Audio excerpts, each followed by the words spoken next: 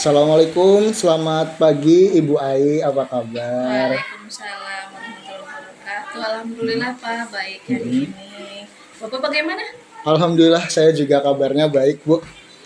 Iya, ini saya dengar Bu, Ibu mau melaksanakan atau mau melakukan coaching ya dengan rekan Ibu? Iya, betul, betul Hmm. Pak. Jadi rencana setelah ini Hmm. saya akan melakukan coaching terhadap rekan saya. Ya. Ini tadi beliau menelpon saya, katanya Mm-mm. mau ada curhat mengenai masalah yang dihadapinya. Oh ya, baiklah Bu. Mungkin saya di sini akan melakukan observasi ya Bu ya mengenai proses coaching yang nanti akan Ibu laksanakan. Dengan senang hati Bapak, Iya. karena ini sangat membantu saya dalam mengembangkan kemampuan coaching saya. Ya.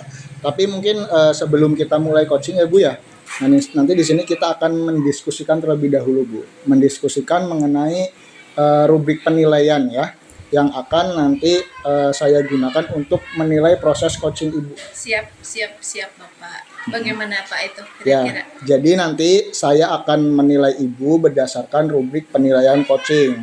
Nah, apakah Ibu sudah menerapkan kegiatan coaching ini sesuai dengan prinsip coaching atau belum begitu ya? Nah, prinsipnya itu apa aja? Di sini ada prinsip kemitraan, kemudian ada juga proses kreatif dan juga memaksimalkan potensi, begitu Bu. Oh iya, seperti itu ya Pak ya. Ya. Ya, kemudian nanti Ibu mungkin ada beberapa pertanyaan ya yang ingin saya ajukan kepada Ibu sebelum melakukan proses coaching ini. Apakah kira-kira Ibu berkenan? Siap Pak, saya berkenan. Iya, Siap. oke. Nah, kira-kira kompetensi coaching seperti apa yang ingin Ibu kembangkan nanti pada saat melakukan coaching? Saya ingin mengembangkan semua kompetensi coaching saya Pak. Mm-hmm. Jadi mulai dari kehadiran penuh, kemudian mendengarkan aktif dan mengajukan pertanyaan yang berbobot gitu. Gitu, Pak.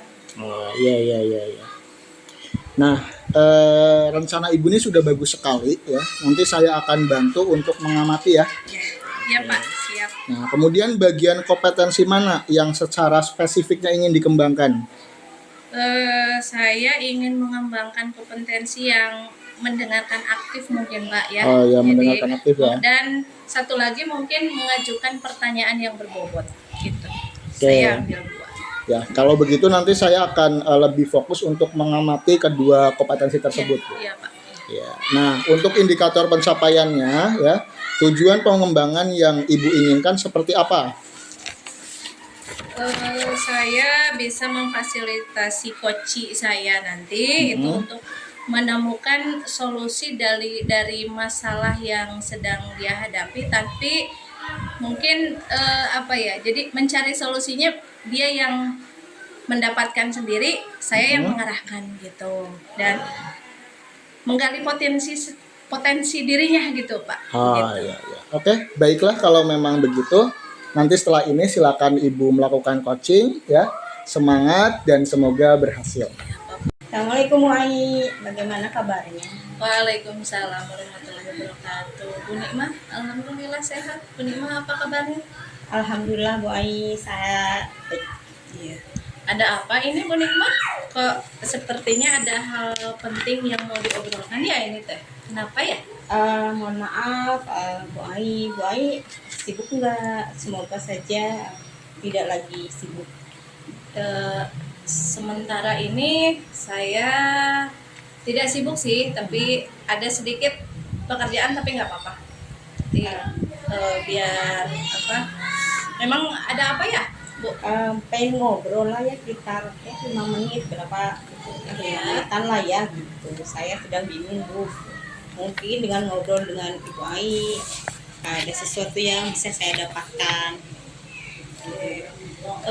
Tapi sebelum kita ngobrol panjang lebar nih ya, ini saya mau menanyakan dulu, kira-kira sebelum kita ngobrol nih, apa sih tujuan Bu Nikmah datang ke saya? Ada sesuatu, itu apa tujuannya? Mendapatkan ide atau solusi masukan mengenai permasalahan di kelas 4 Bu. Oke, begitu ya. Jadi ingin mendapatkan solusi dari masalah Bu Nikmah. Iya. Masalah apa kira-kira Bu? Ini saya kan mau cerita ya. Ada kelas 4 yang saya aku. Sekarang kan saya kelas 4 ya Bu ya. Tak mengapa mereka seolah-olah tidak ada kebersamaan gitu Bu. Jangankan antar laki-laki dan perempuan, antar perempuan saja mereka seperti ngeblok gitu Bu. Kayak bikin kelompok sendiri-sendiri. Saat pembelajaran atau kegiatan di luar juga kayak ngeblok gitu, gak mau kerjasama. Saya bingung Bu. Oke, jadi Bu Nikmah ini bingung ya dengan keadaan murid yang belum ada rasa kebersamaannya. Jadi kerja sama kelompok di dalam kegiatan pembelajaran, begitu maksudnya. Iya Bu.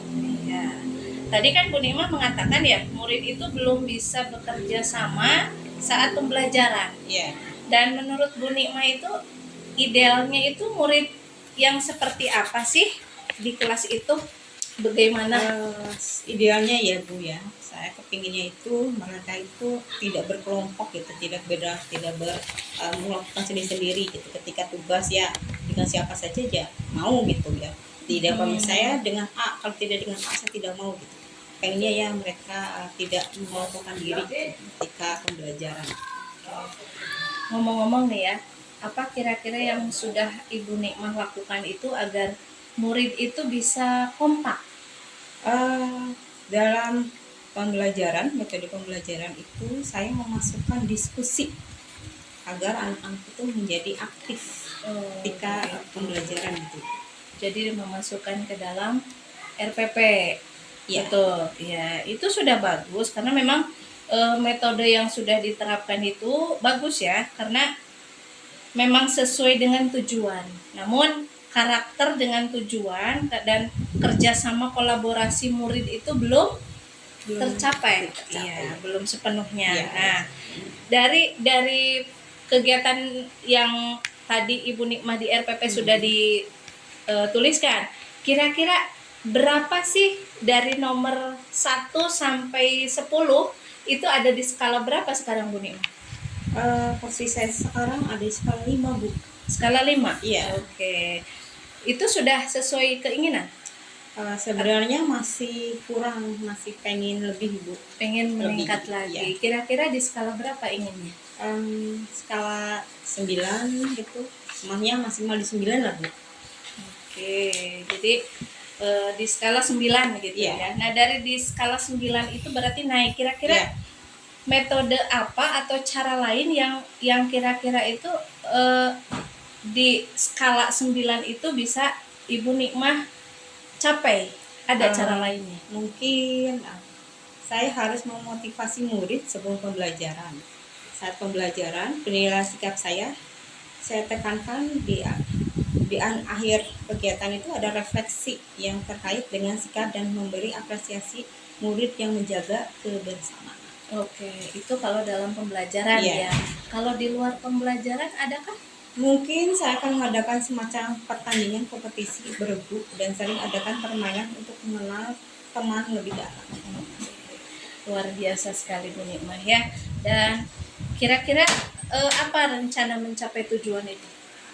Saya akan memasukkan motivasi sebelum kegiatan itu pembelajaran. Saya informasikan ke anak bahwa sikap kerjasama yang baik merupakan bagian dari penilaian selain pengetahuan dan keterampilan, serta di akhir ada refleksi. Tidak lupa nanti di luar pembelajaran ada kegiatan permainan bergu untuk melatih kerjasama kekompakan. Kira-kira di situ berapa lama jangka waktu yang akan dilakukan itu? Ya sekitar 1-2 minggu lah Bu. Ada komitmen yang Ibu Nikmah pegang itu ya, komitmennya terhadap rencana aksi itu?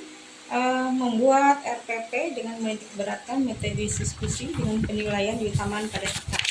Berikutnya, keterampilan pengetahuan diawali dengan memberi motivasi minimal dalam waktu sampai 2 minggu. Di luar pembelajaran ada permainan untuk melatih kebersamaan bergu. Oke. Kira-kira siapa yang akan membantu Bu Nikmah dalam merencanakan pembuatan RPP tersebut? Nanti saya akan buat sendiri lalu minta ditelaah oleh teman sejawat, barangkali ada yang perlu direvisi. Oke, sip ya. Jadi menurut Bu Nikmah, apa sih yang sudah didapatkan dari percakapan kita hari ini? Dari percakapan ini Saya sudah mendapatkan ide atau solusi tentang masalah saya terkait murid-murid yang bisa bekerja sama dalam berdiskusi kelompok. Alhamdulillah.